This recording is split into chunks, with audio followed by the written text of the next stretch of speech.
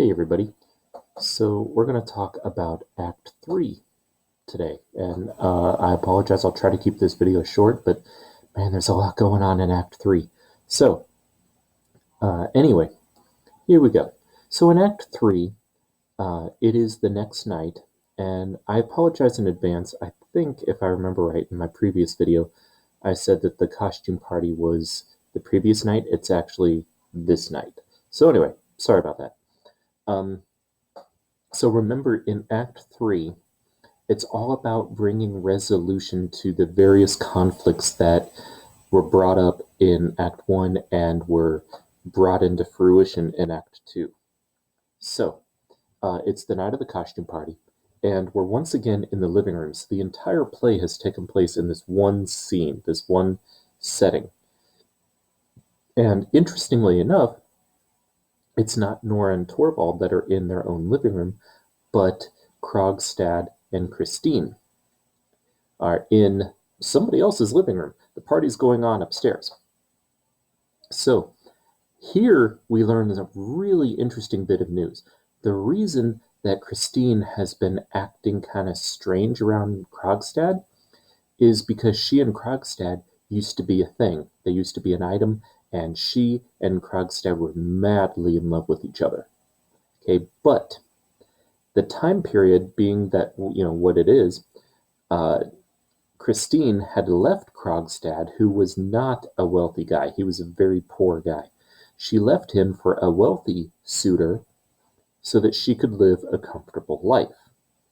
Now, he doesn't really fault her for that because, at this time period, he's salty about it, but at this time period, women really didn't have a lot of options. There was not a lot of ability for women to go out and seek their own fortune.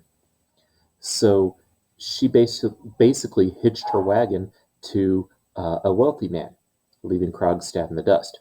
But now that her husband is dead, now that her family is basically dead and it's just her, she doesn't have any sort of family obligations. That was one of the themes that we talked about. She doesn't have any family obligations keeping her back. So she is like, I am free to marry for love. And Krogstad, I still love you. And if you still love me, let's do this thing. Krogstad is overjoyed. This is the best news he's ever heard. He's like, of course.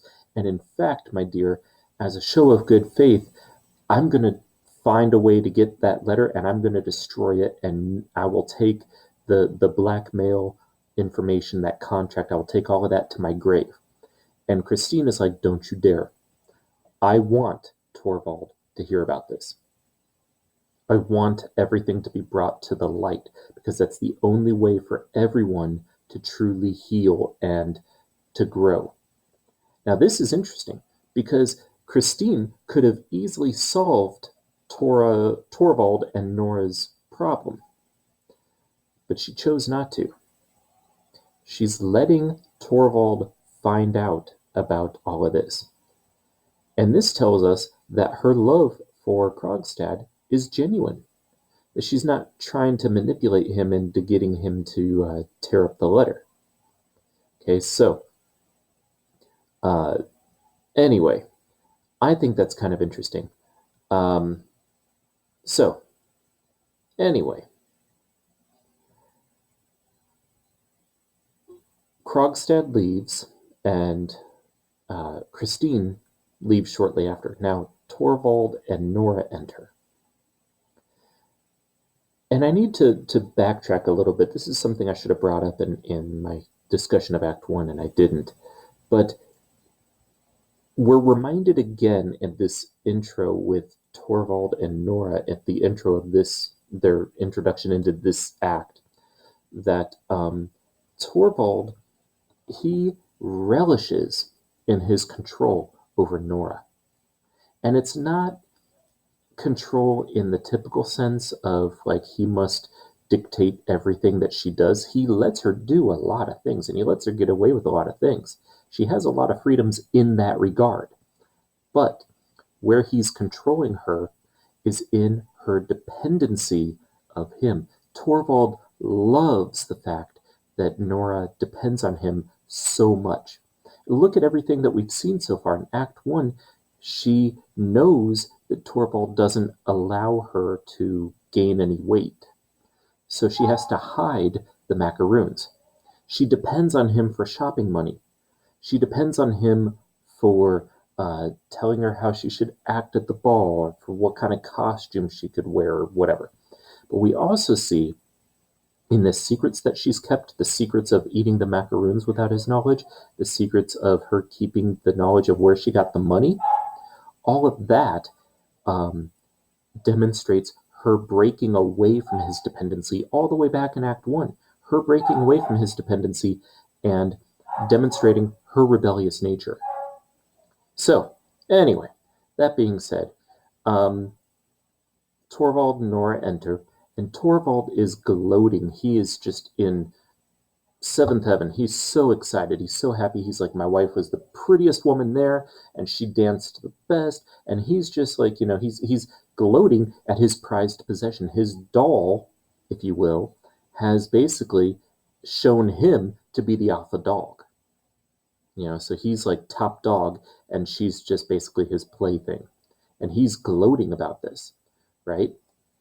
So he goes to the mailbox, and he sees, and Nora's freaking out because he goes to the mailbox, but he sees a couple of letters. He sees a letter from Dr. Rank with a cross on it. Now, Nora knows what this means because she had talked to Dr. Rank before. Torvald has no idea. He's like, what the heck is this? She knows that this basically is Dr. Rank saying, I'm going to die. I'm probably going to die tonight. And this is just me letting you know. So she tells this to Torvald, who is saddened by his friend's death. Okay? She sees the letter from Krogstad, and interestingly enough, she insists that he read the letter. She's like, you know what? Fine. Just go ahead, read it. Torvald, while he's talking to her, he tells her, before he reads this letter, that he fantasizes about having a situation in which he could save her life. He's like, I wish I could be like your knight in shining armor, and you could be in some sort of mortal peril, and I could come riding in on my stallion and save your life. Right? He tells her this. This is again him reflecting, or him showing us, the reader, that he really wants that much control over her, that he fantasizes about having that much control over her dependency on him. So he reads the letter from Krogstad, and this joy that he has turns to outrage. And he calls Nora all sorts of names, calls her a hypocrite, a liar, says that she is ruining his happiness. And further than that, he even says, from this point forward, all of your freedoms that you had are stripped. You can't shop anywhere without my knowledge. You can't do any. You can't touch my money. You can't touch my kids. Everything's mine. You have nothing, and that's the way it is. This opens her eyes. Notice that she doesn't fight back with this. It's almost like, I don't know if you've been in a relationship or if you've seen relationships, but when your partner is so angry that they get quiet, you need to watch out. So that's basically what happens. And she's just taking it all in, and like, you can tell she's fuming. The maid brings in another letter. And this letter just came in, and this letter is also from Krogstad. And this letter says basically, about all of that, you can ignore all that. I'm not blackmailing you anymore. I've called it quits. In fact, to show you I'm serious, here's the contract. Have at it. Destroy it if you want. And Krogstad is overjoyed again. He throws the contract into the fire. He's so excited. He's like, it's done. We're free. Blah, blah, blah. But look at what he says. He says basically, I'm saved. Okay? In fact, I believe his exact words were, I'm saved. And she's like, don't you mean we're saved? And he's like, well, sure, yeah, of course, us, naturally, of course. That's the last straw for her. She's like, you know what? You don't love me. You've never loved me. You just love the idea of me. As long as I play my part, and as long as I'm this little doll for you to dress up and control and basically depend on you, you're happy. That's not love. That's not true love. You don't actually love me. We're done. And she walks out and she basically slams the door shut behind her. Now, before she can leave, he of course tries to bargain with her. He's like, "Don't leave. Let's talk it over. We could be like roommates. We could be like brother and sister. I mean, we could just keep up appearances." Because remember, with Torvald, it's all about keeping up appearances. Notice the way he's talking. He's like, "We can be brother and sister. We can live as roommates." He's not trying to win her back. He's just trying to save face. That's all he's ever cared about. And she's like, "No, I don't need that." And she leaves and she slams the door shut. Now this is interesting because this shows us how much he cares only for himself. Okay? Um, it's this selfishness that finally opens her eyes completely. He's never going to change, and she recognizes that. And he's saying all the right things at the end, trying to win her back, trying to say how much he's going to change. He won't, and she recognizes that. It's not about Nora. It's not even about his kids. It's about himself. And the door slamming shut at the very end is an obvious symbol to the closure of their relationship. It's over for them. And she is going to go out into the world and find her place, strengthened by the knowledge that her friend Christine did just that before, and things ended up fine for her. And that's the play.